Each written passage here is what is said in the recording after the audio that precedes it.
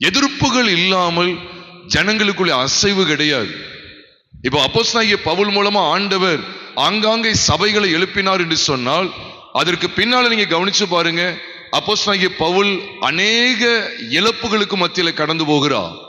அதைத்தான் அவர் அப்போஸ்தலனாகிய பவுல் 2 கொரிந்தியரின் புஸ்தகம் 11வது அதிகாரத்தில் சொல்லும்போது, அநேகந்தரம் கண் விழிப்பு, அநேகந்தரம் உபவாசம், சில முறை கப்பர் சேதம், சொந்த ஜனங்களால் வந்த மோசம், அந்நிய ஜனங்களால் வந்த மோசம் என்று சொல்லுகிறார். கல்லெறி உண்டார் என்று சொல்லுகிறார். மிலாரினாலே அடிக்கப்பட்டார்.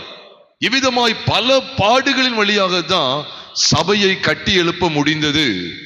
அதனால ஏதோ சும்மா அப்படி எடுத்த உடனே நமக்கு சக்சஸா முடிஞ்சிட்டு அப்படின்னு நினைக்க கூடாது. கர்த்தருடைய ஊழியம் என்பது வெகு பிரயாசத்தோடு, வெகு தியாகத்தோடு, வெகு போராட்டம், பயங்கரமான சூழல்ல இந்த சபைகள் எல்லாம் ஸ்தாபிக்கப்பட்டது என்பது குறிப்பிடத்தக்கது.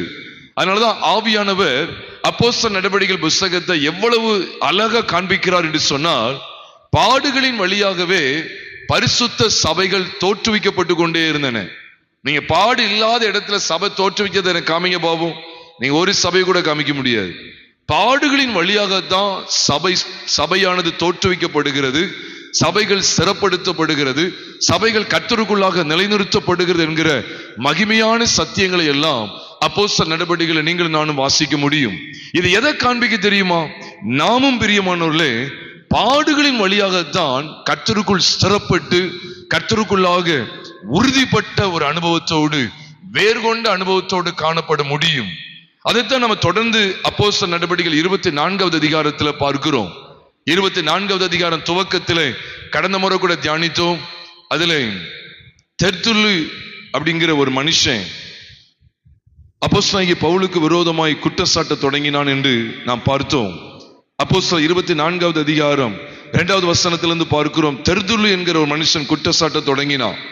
அவன் ஆரம்பிக்கும் போதே கவனிச்சீங்கன்னா, கணம் பொருந்திய பேலிக்ஸே என்று சொல்லி பேலிக்ஸுக்கு நல்ல மதிப்பு மரியாதை கொடுக்கிறவனை போல உயர்ந்த பதவியில் இருக்கிற பேலிக்ஸ், அதாவது பேலிக்ஸ் என்பவன் தேசாதிபதி என்று சொல்லி நாம் பார்க்கிறோம். அப்ப தேசாதிபதிய உயர்த்த அவங்களுக்கு முகஸ்துதி காண்பிக்க தேசாதிபதி நம் பட்சத்தில் வந்துருவார் அப்படின்னு நினைக்கிறாங்க. ஆனா நீங்க எந்த தேசாதிபதிய இந்த தெர்த்துல்லு மெச்சி பேசிக்கொண்டானோ, முகஸ்துதி காண்பித்தானோ, அதே பேலிக்ஸுக்கு அப்போஸ்தலனாகிய பவுல் முகஸ்துதி செய்யல. வேதத்துல வாசிங்கன்னா இதே அதிகாரம் அப்போஸ்தலர் 24வது அதிகாரம் 24வது வசனமும் 25ஆம் வசனத்தை நாம் பார்க்கும்போது, பேலிக்ஸும் அவனுடைய மனைவியாகிய துருசில்லாலும் பவுலை அழைப்பித்து அவனிடத்திலிருந்து கர்த்தரை பற்றிய, கிறிஸ்துவை பற்றிய சில வார்த்தைகளை கேட்க வாஞ்சித்து கூடினார்கள். ஆனால் அங்கே அப்போஸ்தலனாகிய பவுல் பேலிக்ஸை மெச்சிக்கொண்டு பேசிக் கொண்டிருக்கல. பேலிக்ஸ் கீழ்ப்படிய வேண்டிய சில சத்தியங்களை குறித்து அவரிடத்தில் பேசினா, நீதியை குறித்து, இச்சையடக்கத்தை குறித்து, இனிவரும் நியாய தீர்ப்பை குறித்து பேசினதை பார்க்கிறோம். அப்ப அப்போஸ்தலர் 24வது அதிகாரம் துவக்கத்துல தேசாதிபதியாகிய பேலிக்ஸ் கனப்படுத்தப்படுகிறத பார்க்கிறோம். அதான் முகஸ்துதி. அவனுடைய வாழ்க்கை சரி கிடையாது. அவன் தேவனை அறியாத ஒரு மனுஷன், உலகத்தாரை போல வாழ்கிற ஒரு மனுஷன். அவனுக்குள்ள தேவ நீதியோ, இச்சையடக்கத்தை குறித்த காரியமோ, அல்லது நியாய தீர்ப்பு குறித்த சத்தியங்களோ, கிறிஸ்து இயேசுவை பற்றும் விசுவாசத்தினா என்ன அப்படிங்கிற சத்தியமோ அவனுக்கு எதுவுமே தெரியாது. ஆனா பாருங்க, இந்த மனுஷனை அதான் உலகம் தன்னுடையதை சிநேகித்திருக்கும் என்று இயேசு சொன்னா. உலகம் தன்னுடையதை சிநேகித்திருக்கும். தெர்த்துல்லு ஒரு ஞான சாதுரியனாய் காணப்பட்டிருந்தாலும் கூட அவனும் கூட ஆண்டவரை அறியாத நிலைமையில் இருந்தான். அப்ப தெர்த்துல்லு, ஆண்டவரை அறியாத தெர்த்துல்லு ஆண்டவரை அறியாத பேலிக்ஸை கனப்படுத்தி கொண்டே இருக்கிறான்.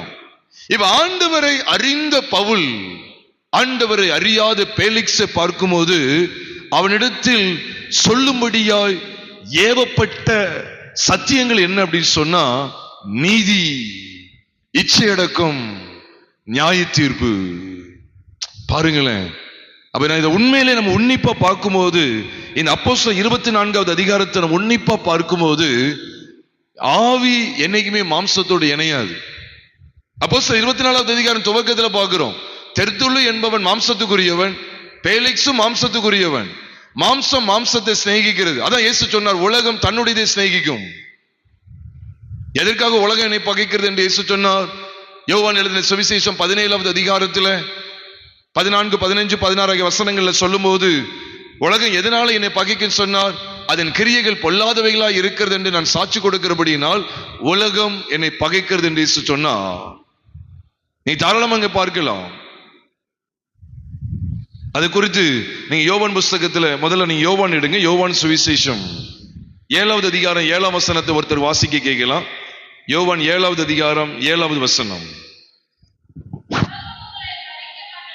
உலகம் உங்களை பகைக்க மாட்டாது,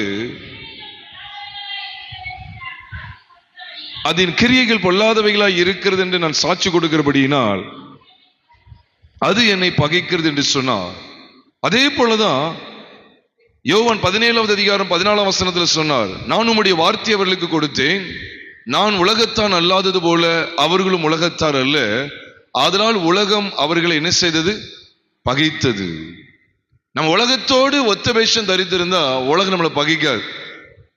அப்ப பாருங்க, தெருத்துழுவ பேலிக்ஸ் பகைக்கல, ஆனா பவுல தான் பகைக்கிறான். இப்ப அவன பேலிக்ஸுடைய காரியம் என்ன? இப்ப அதுதான் நம்ம அதிகமா தியானிக்க இருக்கிறோம். அப்போஸ்தலர் 24வது அதிகாரத்துல பேலிக்ஸை பற்றிய காரியங்கள், தெருத்துழுவ பற்றிய காரியங்கள், இனி விசேஷமாக ஆசியா நாட்டிலிருந்து வந்த யூதர்களை பற்றிய காரியங்கள், அங்கே கூடி வந்த ஜனத்தினுடைய காரியங்கள், விசேஷமாக அப்போஸ்தலனாகிய பவுல் தேசாதிபதியாகிய பேலிக்ஸினிடத்தில் பேசின அருமையான சத்தியங்கள், இவைகள் எல்லாம் நாம் தியானிக்க இருக்கிறோம். இந்த முதல் கட்டமா நான் உங்களோடு பகிர்ந்து கொள்ற முக்கியமான பகுதி என்ன தெரியுமா? இந்த அப்போஸ்தலர் 24வது அதிகாரமாக இருக்கட்டும் அல்லது மற்ற எந்த அதிகாரமாக இருக்கட்டுமே, அப்போஸ்தலர் நடவடிக்கைகள் நமக்கு காண்பிக்கப்படுற ஒரு அருமையான பகுதி என்ன அப்படின்னா, மாம்சம் ஆவிக்கு விரோதமாகவும் ஆவி மாம்சத்துக்கு விரோதமாகவும் இச்சிக்கிறது. கலாத்தியர் 5வது அதிகாரம் 17 மற்றும் 18 ஆகிய 2 வசனங்களை வாசிக்கும் போது, மாம்சம் ஆவிக்கு விரோதமாகவும் ஆவி மாம்சத்துக்கு விரோதமாகவும் இச்சிக்கிறது, நீங்கள் செய்ய வேண்டும் என்று இருக்கிறவைகளை செய்யாதபடிக்கு இவைகள் ஒன்றுக்கொன்று விரோதமாய் இருக்கிறது, ஆவியினால் நடத்தப்படுவீர்களானால் நீங்கள் நியாயப்பிரமாணத்திற்கு கீழ்ப்பட்டவர்கள் அல்ல. அப்படி சொல்லி அங்க வேதம் சொல்லுது. நியாயப்பிரமாணத்துக்கு நம்ம கீழ்ப்பட்டவங்க அல்ல. ஏன் ஆவியினால் நடத்தப்பட்டோம் அப்படின்னா, மாம்சத்துக்கு எதுவான நியாயப்பிரமாணத்துக்கு கீழ்ப்பட்டவர்கள் அல்ல. அதை தொடர்ந்துதான் மாம்சத்தின் கிரியைகள் வெளியரங்கமா இருக்கின்றன என்று சொல்லி 19ஆம் வசனத்திலிருந்து தொடர்ந்து ஒரு பட்டியலை போடுகிறார். அப்ப பிரியமானவர்களே, ஒட்டுமொத்த வேதாமத்தையே கவனிச்சுக்கங்க. மாம்சம் ஆவிக்கு விரோதமா ஆவி மாம்சத்துக்கு விரோதமா போராடிக்கிட்டே இருக்கும். இது ஆபிரகாமுடைய வீடு இல்ல, ஆதாமுடைய வீட்டிலேயே பார்த்துட்டோம். ஆதாமுடைய வீட்டிலேயே நீதிமான் என்று அறியப்பட்டிருந்த ஆதாம், மன்னிக்கவும், நீதிமான் என்று அறியப்பட்டிருந்த ஆபேல் ஆவியின்படி நடக்கிற ஒரு மனுஷன். ஏன்னா பைபிள் அவனை குறித்து சொல்லுது, ஆபேல் நீதிமான் என்று வேதம் சொல்லுகிறது. மத்தேயு 23வது அதிகாரத்தில் இயேசுவானவரும் அந்த நீதிமான் என்று சொல்லி ஆபேலை குறித்து சாட்சி கொடுக்கிறார். எபிரேயர் 11வது அதிகாரம் 4ஆம் வசனத்திலேயும் அங்கே ஆபேல் நீதிமான் என்று கர்த்தரால் சாட்சி பெறுகிறதை பார்க்க முடிகிறது. அப்ப நீதிமான காயின் பகைக்கிறான், பொல்லாங்கானால் உண்டானவன். ஆபேல் நீதிமான், இவன் பொல்லாங்கானால் உண்டானவன். அப்ப பொல்லாங்கானால் உண்டானவன் மாம்சத்துக்கு உட்பட்டவன், நீதிமான் ஆவியின்படி நடக்கிறவன். அப்ப அந்த ரெண்டு பேரையும் நீங்க அங்க பார்க்கலாம். இங்க ஆதாமுடைய வீட்டிலேயே பார்க்கலாம். ஆதாமுடைய வீட்டுல மட்டும் இல்ல, அதை தொடர்ந்து வந்து பாருங்க, நோவாவுடைய வீட்டுல காம் சந்ததி வேற மாதிரி இருக்கு, யாப்பேத் சேம் சந்ததி வேற மாதிரி இருக்கு. கானான் சபிக்கப்பட்டவன். ஏன்? தன் இளைய குமாரனாகிய காம் தன் தகப்பனுடைய நிர்வாணத்தை என்ன செஞ்சிட்டான்? வெளிப்படுத்தி விட்டான். அப்ப ஒருத்த மாம்சத்தின்படி செயல்படுறான். அப்ப பைபிளை பாருங்க, த்ரூ அவுட் த பைபிள் நல்லா கவனிக்கணும். Through out the Bible there are two things that ought to be highlighted. The one is the flesh, the another the spirit. ரெண்டு காரியத்தை பார்க்கலாம். We can find the vast difference between the flesh and the spirit அப்படி சொல்ல முடியும். மாம்சத்துக்கும் ஆவிக்கும் இடைப்பட்ட பெருத்த வித்தியாசத்தை நாம் பார்த்து கொண்டே இருக்க முடியும். ஆதாமுடைய வீட்டுல இருக்குதா இல்லையா? சொல்லுங்க. ஆதாமுடைய வீட்டுல மாம்சம் ஆவி. நோவாவுடைய வீட்டுல இருக்குதா இல்லையா? இருந்ததா இல்லையா? இருந்துச்சு. ஒருத்தர் மாம்சத்தின்படி செயல்படுறான், ரெண்டு பேர் மாம்சத்தின்படி இல்லை, அவங்க ஆவியின்படி செயல்படுறாங்க. தகப்பனுடைய நிர்வாணத்தை மூடுறாங்க. ஒருத்தன் தகப்பனை நிர்வாணத்தை வெளிப்படுத்துறான், நிர்வாணத்தை மூடுறாங்க. மாம்சத்தின்படியான செய்கை, ஆவியின்படியான செய்கை. சரி, நோவா காலத்தை தொடர்ந்து ஆபிரகாமுடைய வீட்டை குறித்து பார்த்தா, ஆபிரகாமுடைய வீட்டுல இஸ்மவேல், ஈசாக்கு. இஸ்மவேல் மாம்சத்தின்படி பிறந்தவன் என்றும் ஈசாக்கு ஆவியின்படி பிறந்தவன் என்றும் கலாத்தியர் 4வது அதிகாரம் 29வது வசனத்துல சொல்லப்பட்டிருக்கிறது. மாம்சத்தின்படி பிறந்தவனை ஆவியின்படி மாம்சத்தின்படி பிறந்தவன் ஆவியின்படி பிறந்தவனை அப்பொழுது துன்பப்படுத்தினது போல இப்பொழுதும் நடந்து வருகிறது என்று சொல்லி கலாத்தியர் 4வது அதிகாரம் 29வது வசனத்துல வேதம் சொல்லுகிறது. அந்த 2 பேர் யார் அப்படின்னு கேட்டா, ஒன்று இஸ்மவேல், இன்னொன்று ஈசாக்கு. சரி, அவங்க வீட்டுல தான் அப்படி இருந்ததுன்னு பார்த்தா, ஈசாக்குடைய வீட்டுக்கு வந்தீங்கன்னா ஈசாக்குடைய வீட்லயும் 2 பேர் இருக்காங்க, ஏசா, யாக்கோபு. அப்ப ஒருத்த மாம்சத்தின்படி நடக்கிறவன், இன்னொருவன் ஆவியின்படி நடக்கிறவன். அப்படிதான் வேதத்துல ரோமருக்கு எழுதப்பட்ட நிருபம் 9வது அதிகாரம் 10, 11, 12 ஆகிய 3 வசனங்கள் அல்லது 13 வரைக்கும் நீங்க வாசிங்கன்னா பைபிள் சொல்லுது, அங்க யாக்கோபும் ஏசாவும் யாக்கோபும் ஒருவன் மாம்சத்துக்கு உட்பட்டவனாய் இன்னொருவன் ஆவியின்படி இருக்கிறவனாய் எப்படி இஸ்மவேல் ஈசாக்கு காண்பிக்கப்படுகிறார்களோ அதே போல ஏசாவும் யாக்கோவும் அங்கே காட்டப்படுகிறார்கள். இவ்விதமா வந்துகிட்டே இருக்கு. சரி, யாக்கோவுடைய குடும்பத்தை எடுத்துக்கிட்டா அதுல ஒருத்த ஆவியின்படி நடக்கிறவனை போல காணப்படுகிறான், யோசேப்பு. மற்றவர்களை பார்க்கிறோம், மாம்சத்தின்படி நடக்கிறாங்க, பொய் வருது, ஏமாத்துறாங்க, தகப்பன்ட்டு சொல்றாங்க, இது உம்முடைய குமாரனுடைய வஸ்திரமா பாரும், ஏதோ ஒரு மிருகம் அவனை அடிச்சுட்டுன்னு சொல்லி என்ன செய்றாங்க, ஏமாத்துறாங்க, பொய் சொல்றாங்க, மாம்சத்தின்படியே நடக்கிறாங்க. ஆனா யோசேப்பை பாருங்க, ஆவியின்படி நடக்கிறான். ஆக இது காலாகாலமா மாம்சத்தின்படி ஆவியின்படி. அதைத்தான் நம்ம அப்போஸ்தலர் 24வது அதிகாரத்துல பார்க்கிறோம். அங்கே சொல்லப்படுகிற தெர்துல்லு, தேசாதிபதியாகிய பெலிக்ஸ், அவனுடைய மனைவியாகிய துருசில்லா, இவங்க எல்லாரையும் எடுத்து பாருங்க. இவங்க ஒரு பகுதியில மாம்சத்துக்கு உட்பட்டவர்களா இருக்கிறார்கள். இவர்கள் யாருக்கு எதிராக நிக்கிறாங்கன்னா, ஆவியின்படி நடக்கிற அப்போஸ்தலனாகிய பவுலுக்கு எதிர்த்து நிக்கிறாங்க. இந்த காட்சியை பார்த்தோன்னே நமக்கு ஒரு பிரம்மாண்டமான வெளிப்பாடு இருக்கு. என்னன்னா, இப்பூமியில் இந்த சமுதாயத்தில் அப்படிதான். அன்னைக்கு உள்ள சமுதாயம், பவுல் வாழ்ந்த நாட்கள்ல மட்டும் கிடையாது, இன்னைக்கும் அப்படிதான். ஆவியின்படி நடக்கிறவர்களுக்கு எதிராக மாம்சத்தின்படி நடக்கிறவர்கள் போராடுவார்கள். அதனாலதான் பாருங்க, பேலிக்ஸும் மாம்சத்துக்குரியவன் தான். அதனாலதான் அவனை குறித்து வேதம் என்ன சொல்லுது பாருங்க. ஒரு சில சத்தியங்களை நம்ம கவனிப்போம். அப்போஸ்தலர் 24வது அதிகாரத்துக்கு வேதத்தை திருப்பிக் கொள்ளலாம். ஒரு சில சத்தியங்களை நாம் தொடர்ந்து தியானிப்போமாக. 26வது வசனத்தை நாம் பார்க்கும்போது, அவன் பவுலை விடுதலை பண்ணும்படி தனக்கு அவன் பணம் கொடுப்பான் என்று நம்பிக்கை உள்ளவனாய் இருந்தான். அதிநிமித்தம் அவன் அநேக நேரம் அவனை அழைத்து அவனுடனே பேசினான். என்ன பேசியிருப்பான், என்ன பேசுறான்னு நீங்க தெரியாது. ஆனா அவனுடைய மைண்ட் என்னன்னா, மணி மைண்டட், பணம். அப்ப இந்த உலகத்துக்குரியவைகளை இச்சிக்காம பாருங்க. பணத்தின் மேல ஆசை இருக்கா இல்லையா? இந்த பேலிக்ஸுக்கு ஆசை இருக்கு, பதவியில இருக்கான், உயர்ந்த பதவியில இருக்கான், பணம் அவனுக்கு தேவையா இருக்கு. ஆனா அப்போஸ்தலனாகிய பவுல் பாருங்க, இந்த உலகத்துல இருந்தாலும் இந்த உலகத்தை சாராதவராய் வாழ்ந்து வந்தா. அதனாலதான் இங்க நல்ல உன்னிப்பா கவனிச்சு பார்த்தா, பேலிக்ஸ் வேறு, மாம்சத்தின்படி நடக்கிற பேலிக்ஸ் வேறு, ஆவியின்படி நடக்கிற பவுல் வேறு. மீண்டும் சொல்லுகிறேன், மாம்சத்தின்படி நடக்கிற பேலிக்ஸ் வேறு, ஆவியின்படி நடக்கிற பவுல் வேறு. உண்மை என்ன தெரியுமா? எனக்கு மாம்சத்தின்படி நடக்கிறவர்கள் பெரிய பெரிய உத்தியோகத்துல கூட இருக்கட்டும், அவங்களால நம்மளை ஒண்ணுமே செய்ய முடியாது. எவ்வளவு அதிகாரம் படைத்தவர்கள் கூட நமக்கு எதிர்த்து நின்னாலும் சரி, என் தேசாதிபதி, தேசத்துல ஒரு பெரிய அதிபதி, இந்த தேசாதிபதி மாம்சத்துக்குரியவன். ஆனா இவனால பவுல் என்ன செய்ய முடியாது, விழுங்க முடியாது. ஏனென்றால் நமக்கு ஒரு வாக்குத்தத்தம் உண்டு, மூத்தவன் இளையவனை சேவிப்பான், மூத்தவன் இளையவனுக்கு ஊழியம் செய்வான் என்று வேதத்துல சொல்லப்பட்டிருக்கிறது. இந்த சத்தியத்தை கட்டாயமா அறியணும். நம்ம கொஞ்சம் பேரை கூடி வந்தாலும் இந்த சத்தியத்தினுடைய மேன்மை அறியணும். ஆண்டவர் இங்க மூத்தவன் சொல்றது யார சொல்றாரு தெரியுமா? ஏசா. நீங்க ரோமர் 9வது அதிகாரம் 12வது வசனத்தை வாசிக்கும் போது, ரோமர் 9:12 சொல்லுகிறது, மூத்தவன் இளையவனுக்கு ஊழியம் செய்வான் என்று அவளுடனே சொல்லப்பட்டது. மூத்தவன் இளையவனுக்கு ஊழியம் செய்வான் என்று அவளுடனே சொல்லப்பட்டது. எங்க சொல்லப்பட்டது? ஆதியாகமத்தின் புஸ்தகம் 25வது அதிகாரம் 23வது வசனத்தை நாம் பார்க்கும்போது, 22 மற்றும் 23 நாம் பார்க்கும்போது, அதுல விசேஷமா 23ல சொல்றாரு, மூத்தவன் இளையவனை சேவிப்பா. அப்ப இது சபைக்கு கொடுக்கப்பட்ட வாக்குத்தத்தம். மூத்தவன் இளையவனை சேவிப்பான். என்னதான் போராட்டம் இருந்தாலும் தேவன் ஒரு காலம் நம்முடைய வாழ்க்கையில மாம்சம் நம்மை விழுங்குவதற்கு இடம் கொடுக்கிறது இல்லை. நம்ம தான் இடம் கொடுக்கிறோம். தேவன் நம்ம எதற்கென்று அழைத்திருக்கிறார்? இப்ப நீங்க சொல்லுங்களேன். இப்ப அப்போஸ்தலர் 24வது அதிகாரத்தை பார்க்கும்போது, 24வது அதிகாரத்தை பார்க்கும்போது தேவன் பேலிக்ஸ் பக்கத்துல இருக்கிறாரா இல்ல பவுல் பக்கம் இருக்கிறாரா? சொல்லுங்க. எளிமையான கேள்வி. 24வது அதிகாரம், அப்போஸ்தலர் 24வது அதிகாரத்தை பார்க்கும்போது தேவன் பேலிக்ஸ் பக்கம் இருக்கிறாரா இல்ல பவுல் பக்கம் இருக்கிறாரா? பவுல் பக்கம் தான் இருக்கிறார்.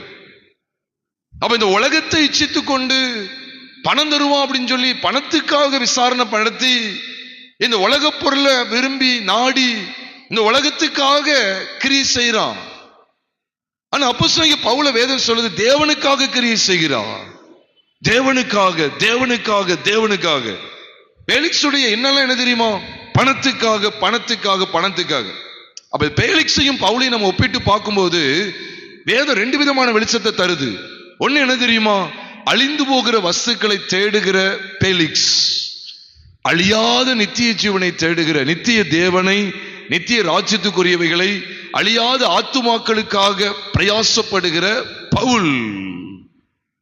பேலிக்ஸினுடைய சிந்தைகளும் பேலிக்ஸினுடைய நடக்கைகளும் பேலிக்ஸினுடைய ஒவ்வொரு அசைவும் எதை பற்றியது தெரியுமா? அழிந்து போகிறதை பற்றியது.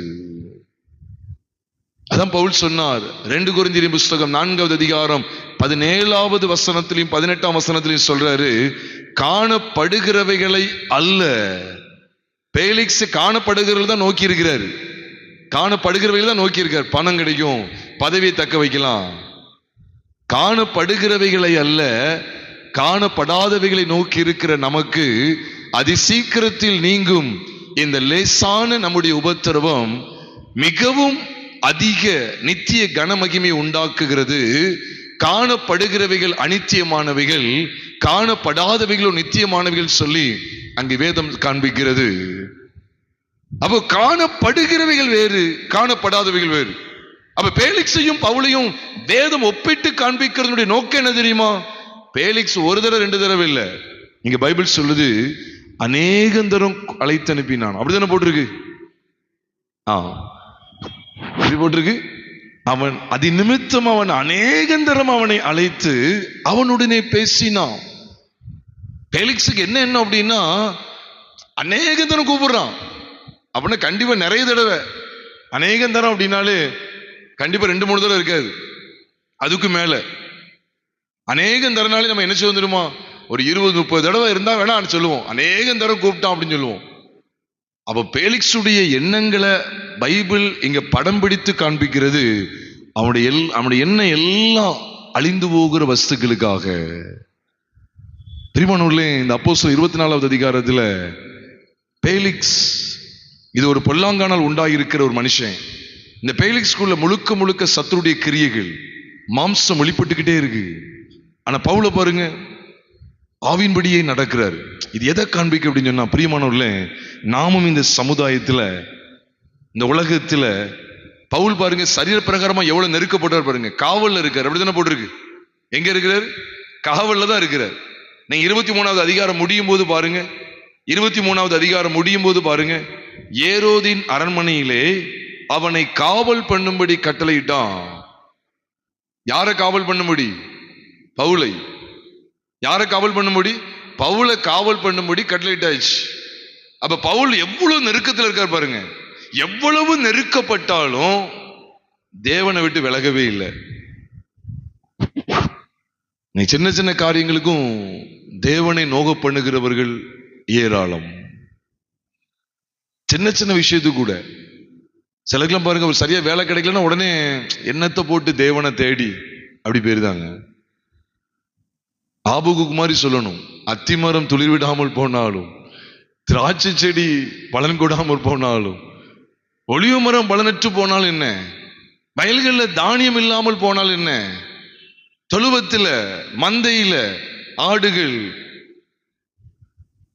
மாடுகள் இல்லாமல் போனால் என்ன, நான் கர்த்தருக்குள் எப்படி இருப்பேன்? ஆமா, மகிழ்ச்சியா இருப்பேன். என் ரட்சிப்பின் தேவனுக்குள் களி கூறுவேன் அப்படிங்கிற ஒரு மகா மென்மையான அனுபவத்தை பாருங்க. அத்திமரம், ஒலிவ மரம், வயல், ஆடு, தொழுவம், மந்த, இது எல்லாமே காணப்படுகிறவைகள். இவ்வுலகத்தில் அனுபவிக்கிறதுனால அது சீக்கிரமா அழிந்து போகக்கூடியவைகள். ஆனா அவைகள் எனக்கு இல்லாம போனாலும் சரி, அழியாத தேவனுக்குள்ள, நிச்சயமாய் இருக்கக்கூடிய தேவனுக்குள்ள நான் மகிழ்ச்சியா இருப்பேன் அப்படின்னு சொல்லிட்டு சொன்னதோடு மட்டும் இல்ல, அவர் ஆண்டவராகிய கர்த்தர் என் பலன் அப்படின்னு சொல்லிட்டார். அத்திமரம் என் பலன் கிடையாது, உலக பொருட்கள் என் பலன் கிடையாது. ஆபகுக்கு 3வது அதிகாரம் 19ஆம் வசனத்துல எழுதப்பட்டிருக்கிறது, ஆண்டவராகிய கர்த்தர் என் பலன், அவர் என் கால்களை மான் கால்களை போலாக்கி உயரமான ஸ்தலங்களில் என்னை நடக்க பண்ணுவார் அப்படிங்கிற மகா மேன்மையான சத்தியங்களை அங்கு வெளிப்படுத்தி காண்பிக்கிற பிரியமானவர்களே. அப்ப என் கால்களை மான் கால்களை போலாக்குவா, உயரமான ஸ்தலங்களில் என்னை நடக்க பண்ணுவா. அப்படிதான் நம்ம ஆபகுக்கு 3வது அதிகாரம் 19ஆம் வசனத்துல வாசிக்கிறோம். அவ்வளவு மேன்மையான வெளிச்சத்தை ஆபகுக்கு பெற்றிருந்தது போல இங்க அப்போஸ்தலனாகிய பவுலும் நாம் பார்க்கிறோம், பேலிக்ஸ் குறித்து நாம் பார்க்கிறோம். பொதுவா சொல்லுவாங்க, ஒரு பானை சோத்துக்கு ஒரு சோறு என்னது? ஆமா, ஒரு பானை சோத்துக்கு ஆயிரக்கணக்கான இது இருக்கும், சோறு இருக்கும். அப்படிதானே இருக்குமா இருக்காதா? ஆயிரக்கணக்கான சோறு இருக்கும், பல ஆயிரக்கணக்கான சோறு இருக்கும். அதுல 2 நசுக்கி பார்த்தா தெரியும். அதே போல இந்த 2 பேரை பார்க்கும்போது, பேலிக்ஸ் மற்றும் பவுலை பார்க்கும்போது, ஒட்டுமொத்த வேதாகமத்திற்கும் இது ஒரு திருஷ்டாந்தம். பேலிக்ஸ் மாம்சத்துக்குரியவன், பவுல் ஆவிக்குரியவன். இந்த உலகத்தில் அப்படித்தான் நம்ம போகணும்.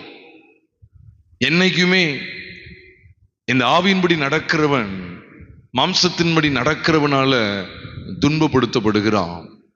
இந்த பைபிள் என்ன சொல்லுதுன்னு கேட்டீங்கன்னா, இப்படி இதை குறித்து பைபிள் என்ன சொல்லுதான்?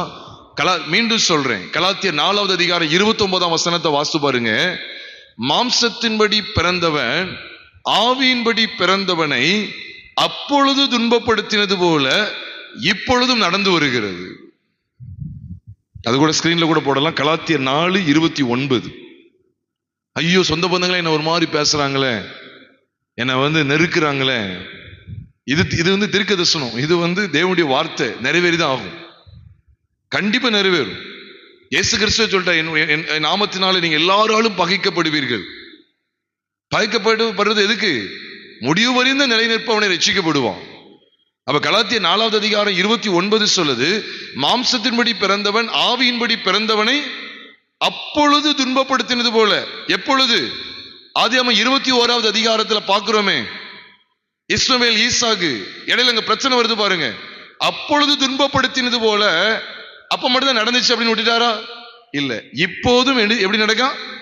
இப்போதும் நடந்து வருகிறது. அந்த வார்த்தையை நீங்க பிடிக்கணும். அப்போது துன்பப்படுத்தினது போல இப்போதும் எப்படிதான் நடந்து வருகிறது. அந்த வசனத்தை நீங்க உன்னிப்பா கவனிக்க உண்மையில் நாம் அழைக்கப்பட்டிருக்கிறோம். கலாத்தியர் 4வது அதிகாரம் 29. அப்பொழுது துன்பப்படுத்தினது போல இப்பொழுதும் என்ன செய்தான்? நடந்து வருகிறது. அது நடந்துகிட்டே இருக்கு. அப்ப துன்பப்படுத்தின போல இப்பவும் நடந்து வந்துகிட்டே இருக்கு. அப்ப தேவன் நமக்கு காண்பிக்கிற படிப்பினை நிச்சயமா நெருக்க இருக்கு. நம்ம உண்மையா ஆண்டவருக்குள்ள ஜீவிப்போம் அப்படின்னு சொன்னா, மாம்சத்தின்படி நடவாமல் ஆவியின்படியே நடக்கிறோம் அப்படின்னு சொன்னா, மாம்சத்தின்படி நடக்கிற கூட்டத்தார் நிச்சயம் நம்மளை பகைப்பாங்க. அதெல்லாம் உண்மையில பயங்கர ஏச்சு வாங்கியிருக்கேன். பைபிள் போறான் பைத்தியம் முடிச்சு அப்படின்னு சொல்லுவாங்க. சொந்த பந்தம் கூட சொல்லும். எங்க சொந்த வீட்லயே சொன்னாங்க, லூஸ் பிடிச்சிட்டு உனக்கு மைண்ட் கிறுக்காயிட்டு உனக்கு அப்படின்னு சொன்னாங்க. இந்த பைபிளை தூக்குறதுனால மைண்டு மென்டல் ஆயிட்டு. ஆனா பின்னால விளங்க வச்சாரு. யாரெல்லாம் அப்படி பேசுறாங்களோ அவங்களாம் விளங்கிக்கிட்டாங்க. ஆகா, இவன் சரியான மார்க்கத்தை தான் தெரிந்து கொண்டான், சரியாதான் போய்கிட்டு இருக்கான் அப்படின்னு. பிரியமானவர்களே, அவன் இந்த பேலிக்ஸ் என்ன செய்யறான் அப்படின்னா, பணம் என்று சொல்லி அழிந்து போகிற வஸ்துக்களையே நாடுகிறவனா இருந்தான். அப்ப நமக்கு ஒரு படிப்பினை உண்டு. நாமும் பூமியில இந்த பூமியில அழிந்து போகிற வஸ்துக்களை நாடுகிறவர்களாய் அல்ல, அழியாத தேவனுக்குரியவைகளை நாடுகிறவர்களாய் காணப்பட வேண்டியது அவசியம். அதனாலதான் பவுல் அங்கே பவுல் மூலமாய் கொலோசியர் சபைக்கு சொல்லும் போது கொலோசியர் 3வது அதிகாரத்திலையும் வாசிக்கிறோம். கொலோசியர் 3வது அதிகாரம் 1ஆம் வசனத்திலிருந்து வாசிக்கும் போது, நீங்கள் கிறிஸ்துவுடனே கூட எழுந்ததுண்டானால் கிறிஸ்து தேவனுடைய வலது பரிசத்தில் வீற்றிருக்கும் இடத்தில் உள்ள மேலானவைகளை தேடுங்கள். மேலானவைகளை, பூமியில் உள்ளவைகளை அல்ல, மேலானவைகளே நாடுங்கள். கொலோசியர் 3வது அதிகாரம் 2ஆம் வசனம் சொல்லுது, பூமியில் உள்ளவைகளை அல்ல, மேலானவைகளை என்ன செய்யுங்க? நாடுங்கள். பூமியில் உள்ளவைகளை அல்ல. ஏசா எப்படி விழுந்து போனான் தெரியுமா? ஒரு சிவப்பான கூழு, கொஞ்சகான ஒரு பயிர் விழுந்தே போயிட்டார். நான் ரொம்ப ஜாக்கிரதையா இருந்து தேவனுக்குள்ளாக ஸ்திரப்பட வேண்டும் பிரியமானவர்கள. இரண்டாவது இன்னொரு படிப்படி நம்ம இதுல பார்க்கிறோம். அப்போஸ்தலர் 24வது அதிகாரத்துல அப்போஸ்தலன் பவுல் ஒரு காரியத்துல திட்டவட்டமா அவர் உறுதியா இருந்தார்.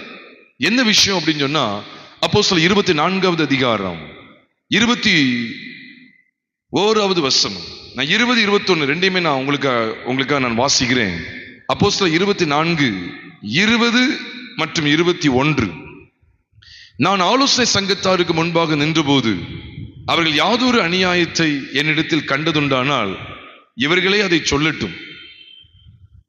நான் அவர்களுக்குள்ளே நின்றபோது மரித்தோர் உயிர் தெழுந்திருப்பதை குறித்து இன்று உங்களாலே நியாயந்தீர்க்கப்படுகிறேன் என்று நான் சொன்ன ஒரு சொல்லி நிமித்தமே அன்றி வேறு ஒன்றி நிமித்தமும் என்ன காணப்படவில்லை? குற்றம் காணப்படவில்லை என்றான். அங்கே அவரை குற்றச்சாட்டு முகாந்திரமா அங்கே யூதர்கள் வந்திருக்கிறாங்க. எருசலேமில் உள்ள யூதர்கள், ஆசியா நாட்டிலிருந்தும் யூதர்கள் வந்திருக்கிறாங்க. நியாய சாதுரியன் வந்திருக்கிறான், தெர்துலுங்கிற நியாய சாதுரியன் வந்திருக்கிறான். பிரதான ஆசாரியனாகிய அனனியா அங்க நிற்கிறான். கிட்டத்தட்ட எத்தனை நாள் ஆச்சுன்னு கேட்டா 12 நாள் ஆச்சு. அதை கொஞ்சம் கவனிங்க. அப்போஸ்தலர் 24வது அதிகாரம் 11வது வசனத்தை நான் உங்களுக்காக வாசிக்கிறேன். அதே அப்போஸ்தலர் 24, 11. நான் தொழுது கொள்ளும்படியாக எருசலேமுக்கு போனது முதல் இதுவரைக்கும் 12 நாள் மாத்திரம் ஆயிற்று என்று நீர் அறிந்து கொள்ளலாம். மொத்தம் எவ்வளவு நாள் தான் ஆச்சு? 12 நாள், 2 வாரம் கூட ஆகல. ஆனா பயங்கரமான உபத்திரவத்தை சந்திச்சார்.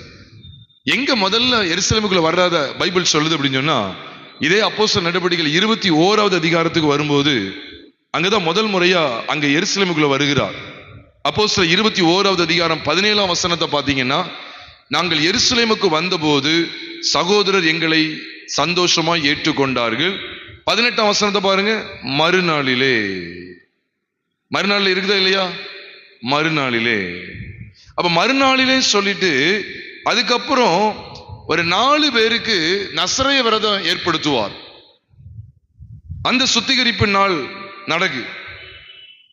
அதையும் கூட அந்த நாட்கள் 7 நாட்கள் ஆகும். 26வது வசனத்தை பாருங்க. அதே அப்போஸ்தலர் 21வது அதிகாரம் 26, 27 வாசிங்கன்னா, அந்த சுத்திகரிப்பின் நாட்கள் 7 நாட்கள் நிறைவேறி வருகையில் அப்படின்னு சொல்றார் 27ஆம் வசனத்துல. 26ஆம் வசனத்துல பார்த்தா மறுநாளிலே அவர்களுடனே கூட தானும் சுத்திகரிப்பு செய்து கொண்டு, அப்ப இங்கே ஒரு 7 நாள் போகுது. முதல்ல எருசலேமுக்கு வர்றாங்க. மறுநாள்ல யாக்கோபையும் மூப்பர்களையும் போய் சந்திக்கிறாங்க. அது மறுநாள், 2வது நாள். அதுக்கப்புறம் சுத்திகரிப்பின் நாள். அது மாத்திரம் இல்ல, அதுக்கப்புறம் அப்போஸ்தலன் பவுல அங்கே ஆலோசனை சங்கத்துக்கு முன்னால நிறுத்துறாங்க. லீசியா அப்படிங்கிற சேனாபதி லீசியா அவனை விசாரணை செய்கிறார். அதுல 2 நாள் கிட்ட போகுது. இப்படி கணக்கு வைத்து பார்த்தா மொத்தம் எத்தனை நாள் ஆச்சா? 12 நாட்கள் தான் ஆச்சு. பாருங்க, 12 நாட்களுக்குள்ள படாத பாடுபடுகிற அப்போஸ்தலன் பவுல். இன்னைக்கு அநேகர் நோகாம நொங்கு திங்கன்னு நினைக்காங்கன்னு சொல்லுவாங்க. ஒரு பழமொழி சொல்லுவாங்க, நோகாம நொங்கு திங்கன்னு நினைக்காங்கன்னு சொல்லி. இன்னொரு பழமொழியும் சொல்லுவாங்க, உலக்கைக்கு ஒரு பக்கம் அடி, மத்தளத்துக்கு 2 பக்கம் அடி அப்படின்னு சொல்லி சொல்லுவாங்க. எனக்கு ஒரு பக்கம் மட்டும் இல்லை, 2 பக்கமும் சேர்ந்து அடி விழுதுன்னு சொல்லுவாங்க. ஆனா அப்போஸ்தலன் பவுலுக்கு எல்லா பக்கமும் அடிதான். ஆனா நீங்க ஒன்ன கவனிச்சு பாருங்க, இவர எவ்வளவு தூரம் பாடுகளுக்குள்ள போறாரோ அப்ப சாத்தானுக்கு என்ன தோணும்? நீ தேவனுக்காக விளம்புற, உன்னை எப்படி நைக்க பாரு, உனக்கு எவ்வளவு அட்டி கொடுக்கும் பாரு, உனக்கு எவ்வளவு சேதம் பாரு, நீ தேவனுடைய ராஜ்யத்துக்காக போராடுற, உனக்கு என்ன சேரன்னு பாருன்னு சொல்லி அவன் ஒரு பக்கம் பயங்கரமா போராடுறான். ஆனா இன்னொரு பகுதியை நம்ம பார்க்கவே மறக்கிறோம். நெருக்கத்தை மட்டும் தான் நம்ம பார்த்துக்கிட்டு இருக்கோம். நெருக்கம் வருது, பாடு வருது, பயங்கர போராட்டமா இருக்கு. நான் சொல்றேன், இன்னொரு பகுதியை பாருங்க, வாழ்க்கையினுடைய இன்னொரு பகுதியை பாருங்க. அப்போஸ்தலனாகிய பவுலுடைய வாழ்க்கையில 2 பகுதிகள் இருக்கு. அதுல ஒரு பகுதி தான் நெருக்கம், பாடு, உபத்திரம்னு. இன்னொரு பகுதி பாருங்க, மகிமையான சபைகள் எழும்பிக்கிட்டே இருக்கு, ஜனங்கள் நித்திய ஜீவனுக்கு ஆயத்தமாயிட்டே இருக்காங்க. ஒரு பகுதியில பார்த்தா நெருக்கங்கள், இன்னொரு பகுதியில பார்த்தா அநேகருடைய பெயர்கள் ஜீவ புஸ்தகத்தில் எழுதப்பட்டுக்கிட்டே இருக்கு. உண்மையா இல்லையா? ரட்சிக்கப்பட்டவருடைய பெயர்கள் எல்லாம் ஜீவ புஸ்தகத்தில் என்ன செய்யப்படுது? ஒரு பக்கத்துல பேரை எழுத வச்சுக்கிட்டே இருக்கிறார். ஒரு பக்கம் பவுலுடைய அச்சீவ்மெண்ட், பவுலுடைய சாதனைகளை பார்த்தா திரளான கூட்டத்தாருடைய பெயர்களை ஜீவ புஸ்தகத்தில் எழுத வச்சுக்கிட்டே இருக்கிறார். இன்னைக்கு நம்ம நினைக்கிறோம் இவ்வளவு நெருக்கம், பாடுங்க. உண்மையாவே கிறிஸ்துவின் நிமித்தம் நாம் இந்த சிலுவையை சுமந்துதான் ஆகணும். இதான் அவரை பின்பற்றி போகிற அனுபவம். அதனால லூக்கா 9வது அதிகாரம் 23ஆம் வசனத்துல வாசிக்கிறோம்.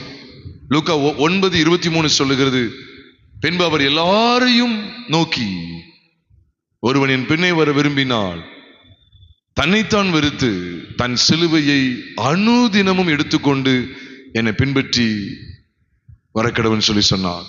என்னை பின்பற்ற கடவன் என்று சொன்னார். அனுதினமும் சிலுவை எடுத்துக்கிறது. சிலுவைங்கிறது எதை குறிக்க தெரியுமா? மரணம். அவ அனுதினமும் சாகணுமா கேட்டா ஆமா, அனுதினம் என்ன செய்யறதுன்னா மரண போராட்டம் தான், அனுதினமும் பாடுகளின் வழியா. அதனாலதான் அப்போஸ்தலனாகிய பவுல் சொன்னார். நான் நினைக்கிறேன் 1 கொரிந்தியர் 15வது அதிகாரம் 31வது வசனத்தை நீங்க வாசிங்கன்னா, 1 கொரிந்தியர் 15வது அதிகாரம் 31வது வசனம் சொல்லுது, நான் அனுதினமும் சாகிறேன் அப்படின்னு சொல்லி சொல்றாரு.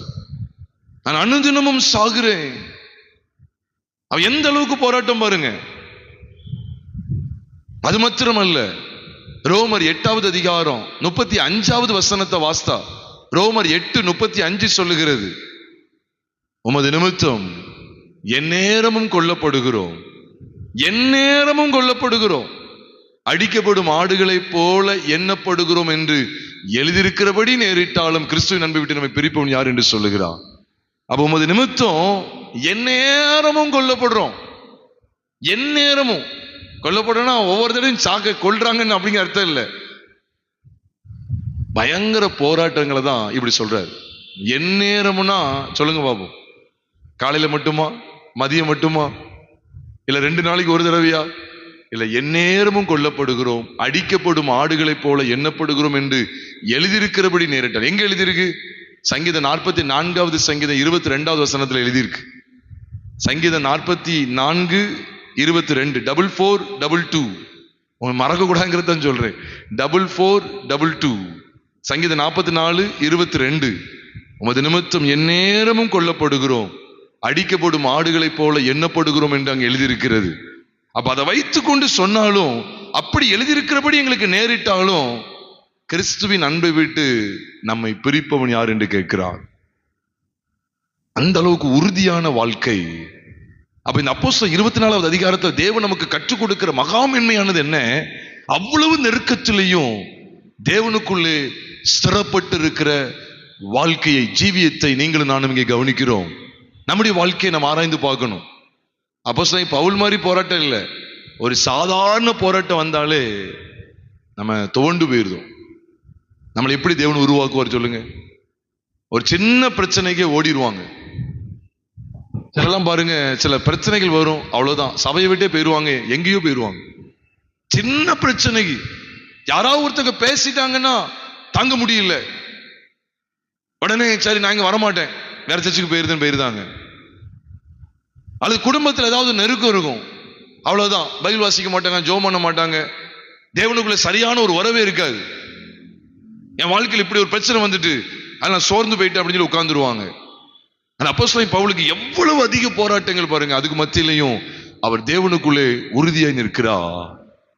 நம்ம அடுத்தடுத்து கவனிக்க வேண்டிய விசேஷித்த பாடங்கள் என்ன தெரியுமா? அங்கே அப்போஸ்தலர் 24வது அதிகாரம் 17வது 24வது அதிகாரம் 21வது வசனத்தை பார்க்கும்போது அவர் ஒன்னே குறித்தான் சொல்றார். இதை தாண்டி நான் வேற ஒன்றிலும் என் குற்றம் காணப்படலைன்னு சொல்லிட்டார். எது ஒண்ணு தெரியுமா? மரித்தோர் உயிர் தெழுந்திருப்பதை குறித்து. 21ஆம் வசனத்துல பார்க்கிறோம். எதை குறித்து?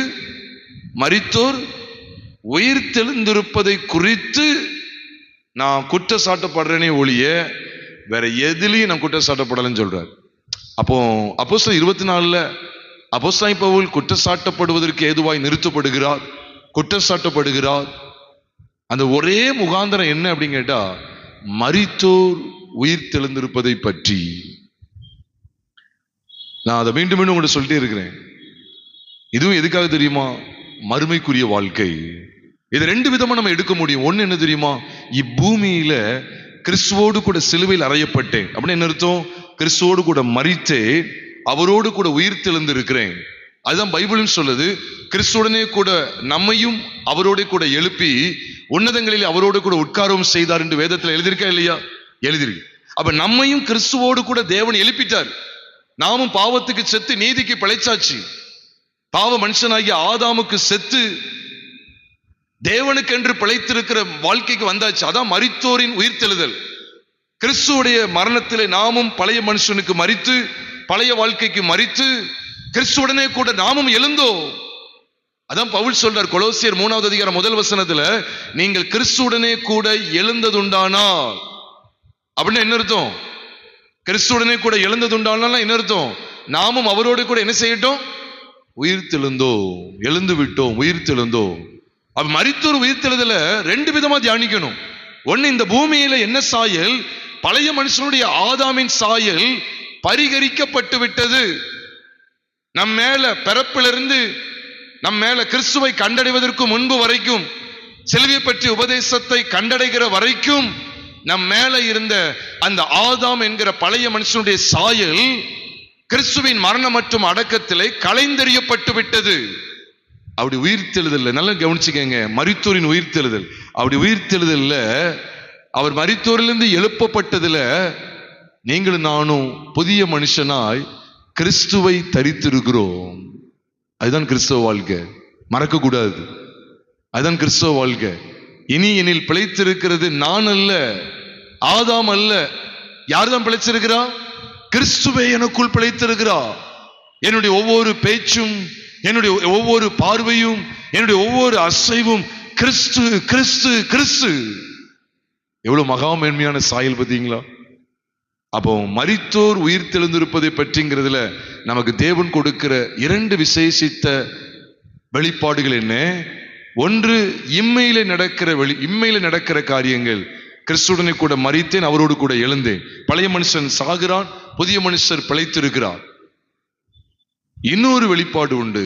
என்ன அப்படின்னா, நம்முடைய எண்ட் ஆஃப் த லைஃப், அதாவது நம்முடைய வாழ்க்கையினுடைய முடிவு. இந்த உலக வாழ்க்கையை முடிச்சதுக்கு பிறகு எங்கேயோ போவோம் அப்படின்னு சொல்லக்கூடாது. நம்ம எங்கதான் போவோம்? தேவனுடைய ராஜ்யத்துக்கு போவோம், இளைப்பாறுகிற ஸ்தலம் பரதீசுக்கு போவோம் அப்படிங்கிற நிச்சயம் காணப்பட வேண்டும். பவுலுடைய பிரசங்க நடைகள் எல்லாமே அதான். பவுல் சொல்லிட்டார், நான் இந்த ஒன்னை தவிர, அதான் அர்த்தம், இதை தவிர்த்து வேற எவ்விதமுத்திலையும் நான் என் மேல என்ன இல்லை, குற்றம் காணப்படலைன்னு சொல்லிட்டார். எதை தவிர்த்து? சத்தமா சொல்லுங்க. எதை தவிர்த்து? மரித்தோர் உயிர் தெழுந்திருப்பதை பற்றிய தவிர, அந்த காரியத்தை தவிர வேற எதுலையும் என் மேல குற்றம் கிடையாதுன்னு சொல்லிட்டார். அப்ப இந்த படிப்பில் நமக்கு கற்றுக் கொடுக்கிற சத்தியங்கள், தேவன் கற்றுக் கொடுக்கிற சத்தியம் என்ன? அப்போ இந்த உலக வாழ்க்கையை சதம் என்று வாழ்ந்துடக்கூடாது. அதான் பவுல் சொன்னார் 1 கொரிந்தியர் 15வது அதிகாரம் 32வது வசனத்தினுடைய பின்பகுதியில் சொல்றாரு, மரித்தோர் உயிர் தெழாவிட்டால் புசிப்போம் குடிப்போம் நாளைக்கு சாவோம் என்று சொல்லலாமே, அப்படி சொல்லக்கூடாதுன்னு சொல்லி சொல்றார். எதுக்காக? மரித்தோர் உயிர்த்தெழுதல் இல்லை அப்படின்னா இஷ்டம் போல வாழலாமே. இப்ப மரித்தோர் உயிர்த்தெழுதலே கிடையாதுன்னு வச்சுக்கோங்களேன், இஷ்டம் போல வாழ்ந்துடலாமே. எப்படியும் வாழ்ந்துருவோம், இந்த உலகத்தை அனுபவிச்சுட்டு போயிடுவோம், ஏன்னா இதுக்கப்புறம் நமக்கு வாழ்க்கையே கிடையாது அப்படின்னா, மரித்தோர் உயிர்த்தெழுதல்ல பங்கடைகிறதே இல்லை அப்படின்னா மனம்போன போக்கில போகலாமே. இன்னைக்கும் பாருங்க, அநேக தேவ பிள்ளைகள் இந்த சத்தியத்தை சரிவர உணர்ந்து கொள்ளாமல் இருக்கிற வரைக்கும் எல்லாத்தையும் அனுபவிப்போம் சொல்லிட்டு இந்த உலகத்தை சம்பிரமமாய் அனுபவிக்கிறார்கள் ஒழிய நித்திய ஜீவனுக்கு ஆயத்தப்பட வேண்டும் என்கிற அக்கறை இல்லை. நான் சொல்ல, இந்த பூமியில எத்தனையோ பேர் காலம் சென்று போயிட்டாங்கய்யா, இப்ப நான் உயிரோடு இருக்கேன், அப்ப அதனால நான் எனக்கு தான் தேவனுடைய கிருபை அதிகம் நினைச்சிடாதீங்க. பைபிள் சொல்லுது, உயிரோடு இருக்கிறவர்களை பார்க்கிலும் முன்னமே காலம் சென்றவர்கள் அதிக பாக்கியவான்கள். அவர்கள் பாக்கியவான்கள் என்கிறேன் அப்படின்னு சொல்றாரு. அப்படிதானே? உயிரோடு இருக்கிறவர்களை பார்க்கிலும் முன்னமே காலம் சென்றவர்கள், முன்னமே மரித்தவர்கள் பாக்கியவான்கள் என்கிறேன். அதை விட அது ஒண்ணு சொல்றாரு, இப்ப உயிரோடு இருக்கிறவனை விட இன்னும் பெறவாத இருக்கிற அந்த பிண்டம் வாசி அப்படின்னு சொல்லி சொல்றார். ஒருவனுடைய ஜனன நாளை பார்க்கிலும் சொல்லுங்களேன் அவனுடைய மரண நாள் நல்லது அப்படின்னு சொல்றாரு. ஏன்னா எல்லாருடைய முடிவும் அதில் காணப்படும் சொல்ல. அப்போ நம்ம அதை கவனிக்கணும். அதாவது ஞானியுடைய இருதயம் துக்க வீட்டிலும் மூடனுடைய இருதயம் களிப்பு வீட்டில தான் தங்குமா. எல்லாம் வசனம். உடனே அப்ப துக்கத்தை பத்தி பேசுற, மரணத்தை பத்தி பேசுறான்னு இல்ல. உண்மையிலே பிரியமானவர்களே, நீதிமான் தன் மரணத்துல நம்பிக்கை உள்ளவன் அப்படின்னு இருக்கு. அவன் நம்பிக்கை உள்ளவன். அவன் எந்த அளவுக்கு பாருங்க, அதுதான் ஏசாயா 57 கூட சொல்லும்போது கூட சொல்லுவார், தீங்கு நாள் வர்றதுக்கு முன்னால அவர் நேர்மையா நடந்தவர்களை எடுத்துக்கொள்றார், பரிசுத்தவான்களை எடுத்துக்கொள்ளுகிறார். ஏசாயாவின் புஸ்தகம் 57 முதல் வசனம் நினைக்கிறேன். 57 முதல் வசனத்தை பார்த்தீங்கன்னா, நீதிமான் மடிந்து போகிறான், ஒருவரும் அதை மனதில் வைக்கிறது இல்லை, புத்திமான்கள் எடுத்துக்கொள்ளப்படுகிறார்கள். ஆனாலும் தீங்கு வராததற்கு முன்னே நீதிமான் எடுத்துக்கொள்ளப்படுகிறான் என்பதை சிந்திப்பார்களே. நேர்மையாய் நடந்தவர்கள் சமாதானத்துக்குள் பிரவேசித்து தங்கள் படுக்கைகள் என்ன செய்றாங்க, இளைப்பாறுகிறார்கள். அது முன்னமே காலம் சென்று போனவங்க எல்லாம் அவங்களாம் துரதிருஷ்டசாலிகள் நினைச்சிடாதீங்க. அவங்களாம் பரிதபிக்கப்படத்தக்க, நம்மளாம் உயிரோடு வச்சிருக்கிற ஆண்டு நமக்கு பெரிய காரியம் செஞ்சுட்டாரு நினைச்சிடாதீங்க. காரியம் எது தெரியுமா? கிறிஸ்துவுக்குள்ள வாழ்றதும் பெருசு, கிறிஸ்துவுக்குள்ள மரிக்கிறதும் பெருசு. அதனால பிரியமானவர்களே, இந்த உலகத்துல எத்தனை வருஷம் வாழ்றங்கிறது பெருசு கிடையாது. நம்ம எப்படி வாழ்றோம், எதற்காக வாழ்றோங்கிறது தான் பெருசு. தேவனுக்குள்ள நிக்கிறோமா, தேவனுக்குள்ள வாழ்றோமா? எத்தனையோ பெரிய பெரிய பரிசுத்தவான்கள் 37 வயசு, 38 வயசு, 29 வயசு, 46 சொற்ப வயதுல மரிச்சிருக்காங்க. ஆனா 70-80 வயசு வரைக்கும் வாழ்ந்து சாதிக்காத, 80 வயசு வரைக்கும் வாழ்ந்து சாதிக்காதத, மற்ற மனிதர்கள் சாதிக்காதத இவங்க வெறும் 40 வயசுல சாதிச்சிருப்பாங்க. அவர்களை குறித்து அவ்வளவு பிரம்மாண்டமா சொல்லியிருக்காங்க. அதனால எத்தனை வருடங்கள் வாழ்றங்கிறது பெருசு கிடையாது. நான் நாளைக்கு மரிச்சாலும் கூட என்னை குறித்து சொல்லப்படணும், தேவனுக்காக பிரயாசப்பட்டாங்க, தேவனுக்காக சாட்சி உள்ள வாழ்க்கை வாழ்ந்தாங்க, தேவனோடு நடந்தாங்க, அவங்களுடைய பார்வையில பரிசுத்தம் இருந்தது, அவங்க பேச்சில பரிசுத்தம் இருந்தது, அவங்களுடைய உள் உணர்வுல பரிசுத்தம் இருந்தது, அவங்களுடைய நடக்கையில பரிசுத்தம் இருந்தது. தேவனுக்காக இவ்வளவு அதிகமான ஆத்துமாக்களை ஆதாயம் பண்ணினார்கள், தேவனுக்காக வாழ்ந்தார்கள் அப்படின்னு சொல்லப்படணும். அதனாலதான் நம்முடைய வாழ்க்கை உணர்வுள்ள வாழ்க்கையா இருக்கணுங்கிறதுக்காக தான் வேதம் சொல்லுகிறது, மரித்தோரின் உயிர்த்தெழுதல் உண்டு. அப்ப அப்போஸ்தலனாகிய பவுல் எந்த ஒரே காரியத்துக்காக அவர் குற்றச்சாட்டப்பட்டார் என்று சொன்னால், மரித்தோர் எழுந்திருப்பதை குறித்து, மரித்தோர் உயிர்த்தெழுந்திருப்பதை குறித்த விஷயத்தில் மாத்திரமே. அப்ப நமக்கு கொடுக்கப்படுற படிப்புன்னு என்ன? நாமும் இந்த உலகமே சதம் என்று வாழ்ந்துடக்கூடாது. உண்மையிலே சிலர் இழந்து போகும்போது கொஞ்சம் ரொம்ப கஷ்டமா தான் இருக்கும். ஆனா இன்னொன்னு நினைக்கும் போது பெரிய சந்தோஷம் நம்மளை ஆட்கொள்ளும். என்ன அப்படின்னா, நித்தியத்தில் நாம் அவர்களை சந்திப்போம். அவர்கள் தேவனுடைய சமூகத்தில் இளைப்பாறுகிறார்கள் அப்படின்னு நினைக்கும் போது, ஐயோ, இங்க இருந்து எவ்வளோ கஷ்டங்களுக்கு மத்தியில பிரயாசப்பட்டதை விட அவங்க தங்கள் பிரயாசங்களை விட்டு ஓய்ந்து தேவனுடைய சமூகத்தில் இளைப்பாறுகிறார்கள்ங்கிறத பார்க்கும்போது எவ்வளவு மகத்துவமான காரியம் பாருங்க. அதான் ஐஸ்வர்யவான்ட்டு அவர் சொல்றாரு, ஆபிரகாம் சொன்னதை கவனித்து பார்க்கும்போது, மகனே, நீ பூமியில் இருக்கும்போது உன் நன்மைகளை அனுபவித்தாய், லாசருவும் தீமைகளை அனுபவித்தான். இப்பொழுது அவன் தேற்றப்படுகிறான், நீயோ வேதனைப்படுகிறாய் அப்படின்னு நாங்க சொல்லப்பட்டது லூக்கா 16வது அதிகாரத்துல பார்க்கிறோம். அவன் தீமைகளை அனுபவிச்சான், தீமைகளோடையே கடந்து வந்தான். ஆனா மரித்தோர் உயிர், அதாவது மரணத்துக்கு பிறகு சொல்றேன், அவன் எந்த இடத்துல இருக்கிறாரு கேட்டா இளைப்பாறு இடத்துல இருக்கிறார். இளைப்பாறு இடத்துல இருக்கிறார். அதனால நமக்கு ஒரு நிச்சயம் இருக்கணும், மரித்தோரின் உயிர்த்தெழுதல் உண்டு. சிலதான் அறிவில்லாம கேட்பாங்க, என்னங்க மரிச்சதுக்கு அப்புறம் என்ன வாழ்க்கை இருக்கு? ஒரு நூதனமான உபதேசம் இருக்கு. யெகோவா விட்னஸ் அப்படின்னு ஒருத்தங்க இருக்காங்க, அவங்க மரித்தோர் உயிர்த்தெல்லாம் குறித்து நம்பிக்கை கிடையாது.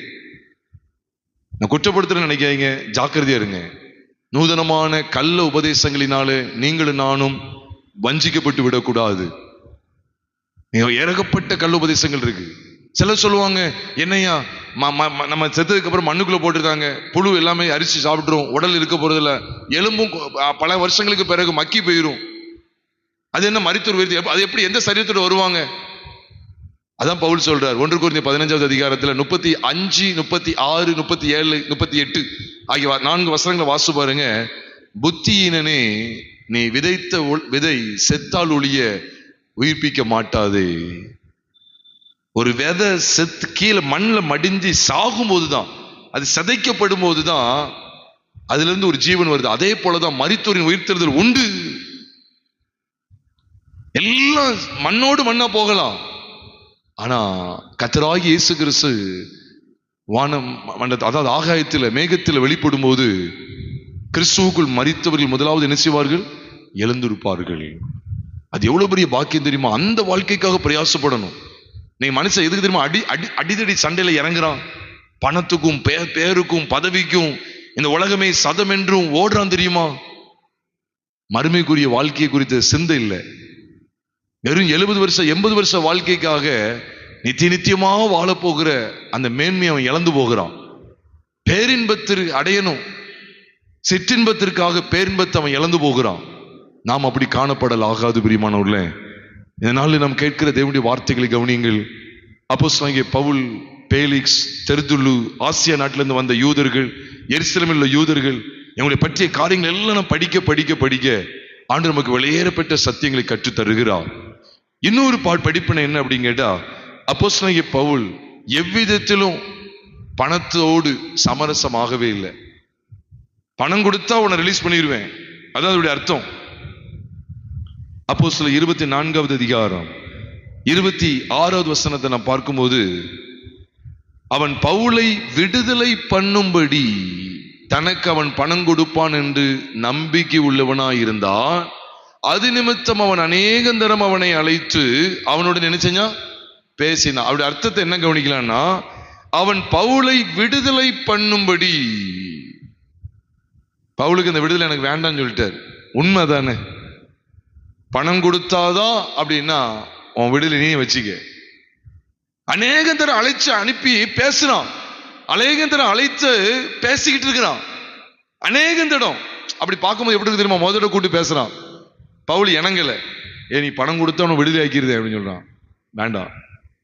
அடுத்த முறை கூப்பிடுறான், இப்பன்னு சொல்லு, நீ போனதுல வேண்டாம்னு சொல்லிட்ட, இப்பமாவது சொல்லு, நீ பணம் தானே உன்னை விடுதலை ஆக்குறேன், இல்லைன்னா இங்கேயே கிடக்கணும். வேண்டாம். நீ நிறைய தேவ பிள்ளைகள் பணத்துக்கு அடி போட்டு கிடக்காங்க. இன்னும் ஒரு அனௌன்ஸ்மெண்ட் வந்துச்சுக்கீங்களேன், இனிமே பொங்கலுக்கு வெகுமதி கொடுக்குறோம், 10,000 ரூபாய் கொடுக்குறோம் சொல்லட்டுமே. ஒரு உண்மையிலே வரட்டுங்க. ஆனா சரியா ஞாயிற்றுக்கிழமை காலையில 7:30 மணிலிருந்து சரியா 9:30 மணிக்குள்ள இதை நீங்க பெற்றுக்கொள்ளணும். நீங்க வேண்டாம், 7:30 மணிலிருந்து 9 மணி வரைக்கும் வச்சுக்கிடுமே, இந்த 1.5 மணி நேரத்துல பெற்றுக்கிடணும். அதுக்கு மேல 1 நிமிஷம் தாமதமா இருந்தாலும் 10,000 உங்களுக்கு கிடையாதுன்னு சொன்னா எத்தனை பேர் ஆராதனைக்கு வருவாங்க? எத்தனை பேர் ரேஷன் கடைக்கு போவாங்க? ஒரு சிம்பிள் கான்செப்ட். ஐயா இது நினைச்சுக்கிட கூடாது. யோசிச்சு பாருங்க. வருவாங்க நினைக்கீங்க, ஆனா உண்மையா இருக்கிறவங்க வந்துருவாங்க. இந்த 10,000 போயிட்டாலும் நீங்க திடீர்னு வீட்டிலே பாத்தீங்கன்னா ஒருவேளை தெரியல, உங்களுக்கு லட்சக்கணக்கா செலவினம் வந்திருக்கும், ஆனா அதை ஆண்டு தடுத்திருப்பாரு. திடீர்னு யாராவது வந்து உங்க கையில பிரதர் உங்கள்கிட்ட ஒரு 20,000 ரூபாய் கொடுக்கணும்னு ஆண்டு சொன்னான்னு சொல்லி கொடுத்துட்டு போயிடுவாங்க. அப்பதான் நீங்க நினைப்பீங்க, அதுக்காக இதை செய்வாருன்னு சொல்லிட்டு நீங்க செய்யக்கூடாது. ஆண்டவர் நம்முடைய தேவைகளை எப்படி சந்திப்பார்? இதெல்லாம் பரீட்சைகள், போராட்டம், சோதனை. இப்படி சொல்லிட்டா நீங்க எப்படி இருக்கும்? வர்ற வாரம் சொல்றாங்கன்னு வச்சுக்கணும், வர்ற ஞாயிற்றுக்கிழமை சரியா காலையில 7:30 மணிலேருந்து 9 மணி சொன்னா அதுக்கு முன்னாலேயே போன் போட்டு சொல்லிடுவாங்க, மூப்பர்கிட்ட சொல்லிடுவாங்க, இல்லை பாஸ்டர்கிட்ட சொல்லிடுவாங்க, பாஸ்டர் இந்த தடவை நீங்க ஆராதனையை மாத்தி வைங்க, ஏன்னா நிறைய பேர் வரமாட்டாங்க, தயவு செய்து ஆராதனை டைமை மாத்துங்க, காலையில 10 மணின்னு வைங்க, நாங்க வர்றது ரெடியா இருக்கும், என்னன்னாலும் சரி வந்துருவோம். நீங்க காலையில அதே 7:30 மணிக்கு வச்சீங்கன்னா அதே 7:30 மணிக்கு ரேஷன் கடைக்கு கூப்பிட்டுருக்காங்க, காடுல எல்லாருக்கும் 10,000 ரூபாய் கொடுக்காங்களாம். இந்த சான்ஸை விட முடியாது. நாங்க ஆராதனையை வேணா நாங்க நினைச்சுவோம், தடை செய்வோம், ஆராதனை கூட வராம இருப்போம், ஆனா ரேஷன் கடைக்கு கண்டிப்பா நாங்க போயே ஆவோம். செய்வாங்களா மாட்டாங்களா? அது ரேஷன் கடைக்கு 7:30 மணிக்கு போக மாட்டாங்க. திரும்பி கூட்டம் அதிகமாகிட்டு நம்ம வெளியே போயிட்டோம்னா 9 மணிக்கு மேல லைன்ல நின்னோம்னா அப்புறம் கிடைக்காம போயிடும். அதுல 5:30 6 மணிக்கெல்லாம் அங்க போய் உட்காந்துருவாங்க. ஆனா இங்க ஆராதனைனா 7:30 மணினா 8 மணி 8:30 மணி திரும்பி காணிக்க போடும்போது கூட வந்தாலும் வருவாங்க போல. நிலைமை ரொம்ப மோசம் பிரியமானவர்ல. ஆனா எத்தனையோ முறை கூப்பிட்டு பார்க்காம எசஞ்ச மாதிரியே இல்லை. நமக்கும் அநேக தர சோதனை இருக்கு, பவுலுக்கும் அநேக தர சோதனை இருக்கு. பணத்தினால விடுதலை வாஞ்சி பணம். ஒரு இடத்துல பைபிள் இப்படி இருக்கு, வேறு சில மேன்மையான உயிர்த்தெழுதலை அடையும்படிக்கு விடுதலை பெற சம்மதியாமல் வாதிக்கப்பட்டார்கள் அப்படின்னு பைபிள்ல இருக்கு. எபிரேயர் 11வது அதிகாரம் 37 நினைக்கிறேன், 36 37 எனக்கு தெரியல, ஆனா 37 பாருங்க. அப்போ அதாவது எபிரேயர் 11வது அதிகாரம் 37ஆம் வசனத்தை பாத்தீங்கன்னா, வேறு சிலர் மேன்மையான உயிர்த்தெழுதலை அடையும்படிக்கு விடுதலை பெற சம்மதியாமல் வாதிக்கப்பட்டார்களாம். எடுத்துட்டீங்கன்னா வாசிங்க. அது 36 37 பாருங்க. எபிரேயர் 11வது அதிகாரம் 35 கடைசி பகுதியை பாருங்க. நான் 35 வாசிக்கிறேன். ஸ்திரீகள் சாக கொடுத்த தங்களுடையவர்களை உயிரோடு இருந்திருக்க பெற்றார்கள், வேறு சிலர் மேன்மையான உயிர்த்தெழுதலை அடையும்படிக்கு விடுதலை பெற சம்மதியாமல். அப்படின்னு என்ன தெரியுமா? வேண்டாம், இந்த உலக பிரகாரமா உலகத்துக்கு எசைஞ்சு போய் ஒரு விடுதலை வாங்கணுமா? வேண்டாம், நான் வாதிக்கப்படுறேன். பாருங்க, விசுவாசத்துல என்னெல்லாம் செஞ்சிருக்காங்க பாருங்க பரிசுத்தவான்கள். விசுவாசத்துல அவங்க என்னெல்லாம் மேன்மையான அனுபவத்தை பெற்றாங்க, இதெல்லாம் பார்க்க மாட்டேங்கணுமே. சும்மா என்ன விசுவாசனால ராஜ்யங்களை ஜெயித்தார்கள், சிங்கங்களின் வாய்களை அடைத்தார்கள், இப்படியே நம்ம படிச்சுக்கிட்டு இருக்கோம். அக்கினிகளை எல்லாம் அவிழ்த்தாங்க, நிறைய இப்படி படிச்சுக்கிட்டு இருக்கோம். இல்ல, இங்க பைபிள் சொல்லுது வேறு சிலர் மேன்மையான உயிர்த்தெழுதலை அடையும்படிக்கு விடுதலை பெற சம்மதியாமல் வாதிக்கப்பட்டார்கள். அப்ப அவன் கேட்கான், நீ இதை செஞ்சிட்டீன்னா உன்னை விடுதலை ஆக்குறேன், நீ இதுக்கு எசஞ்சினா உன்னை விடுதலை ஆக்குறேன். எப்படி வசதியா? இவங்க சொல்றாங்க, நான் வாதிக்கப்படுறேன். இதோட அர்த்தம் அதுதான், நான் வாதிக்கப்படுறேன், எனக்கு விடுதலையே வேண்டாம், சம்மதம் தெரிவி, உன்னை விடுவிச்சிருந்தேன், நீ இதுக்கு எசஞ்சு போனீங்கன்னா உன்னை விடுவிச்சிருந்தேன், ஞாயிற்றுக்கிழமை ஆராதனைக்கு மட்டும் போக மாட்டேன்னு சொல்லு, ஞாயிற்றுக்கிழமை ஆராதனை மட்டும் போக மாட்டேன்னு சொல்லு, உனக்கு பொங்கல் படியா ஒரு 10,000 ரூபாய் தர்றேன், நீ செஞ்சிருவியா? ஞாயிற்றுக்கிழமை ஆராதனை போக மாட்டேன்னு சொல்லு, பைபிள் வாசிக்க மாட்டேன்னு சொல்லு, ஜெபம் பண்ண மாட்டேன்னு சொல்லு, பரிசுத்தத்துக்கு இடம் கொடுக்க மாட்டேன்னு சொல்லு, இந்த வேதத்தை நிறைவேற்ற மாட்டேன்னு சொல்லு, உனக்கு ஒரு பொய் கையெழுத்து தான், இந்த வேத வசனப்படி நடக்க மாட்டேன்னு சொல்லு, ஒரு பொய் கையெழுத்து மட்டும் போடு, இந்த வேத வசனத்தை மட்டும் கொஞ்சம் விலகிரு. 2 லட்சம் நம்ம சொல்லணும், நீ 2 லட்சம் இல்ல 2 கோடி கொடுத்தா கூட சரி, நான் பொய் கையெழுத்து போட மாட்டேன், பொய் பேச மாட்டேன். நீக்குள்ள கிறிஸ்தவங்களுக்குலாம் நீக்குள்ள நிலைமை அப்படி ஆயிட்டு, 2 கோடிலாம் இல்ல, வெறும் 2,000 ரூபாய் கொடுத்தா போதும். பொய் கையெழுத்து எத்தனை இடத்துல போடணும்னு சொல்லுங்க, நான் போடுறேன். 2,000 கையெழுத்து போடணுமா? 2,000 ரூபாய் கொடுக்கீங்களா? போட ரெடியா இருக்கேன். 2 கோடினா அவ்வளவுதான். நம்ம பாவத்துக்கு விரயமாக கூடாது பிரியமானவர்கள, உலகத்துக்கு எசைஞ்சு போக கூடாது. அப்போஸ்தலன் பவுல் மூலம் அங்க படிக்கிறோம், எத்தனையோ தடவை கூப்பிடுறான், முடியாது, சம்மதிக்கல. நாமும் கூட இந்த மென்மையான இடத்துல நிலைத்திருப்போம் பிரியமானவர்கள. அதுதான் அந்த அப்போஸ்தலர் 24வது அதிகாரத்துல மகா மென்மையாய் காண்பிக்கப்பட்டிருக்கிற படிப்பினைகள். நம்ம இதை ஆராய்ந்து பார்ப்போமா? ஆண்டவர் எவ்வளவு நெருக்கம் வந்தாலும் உம்மை விட்டு விலகாத இருதயம். எத்தனையோ முறை இந்த உலகம் எங்களை விலை பேசிக்கிட்டே இருந்தாலும் நாங்க ஒரு காலம் தேவனுடைய காரியங்களை விட்டு சற்றாயிலும் உலகத்துக்கு இடம் கொடுக்க மாட்டோம் அப்படிங்கிறத நாம் உறுதியாய் தீர்மானித்து ஜெபத்தோடு கூட இந்த இடத்துல இருந்து கடந்து செல்வோம். நிச்சயமா சொல்றேன், இன்னைக்கு அநேக காரியங்களை இழந்தது மாதிரி தெரியும், நெருக்கத்தின் பாதையில போன மாதிரி இருக்கும். ஆனா கர்த்தருக்காக வைராக்கியமா நிற்கிற பிள்ளைகளை ஆண்டவர் ஒரு நாள் வெட்கப்படுத்த மாட்டார். இருக்க இடத்திலே தலைகளை தாழ்த்தி நாம் ஜெபிப்போம்.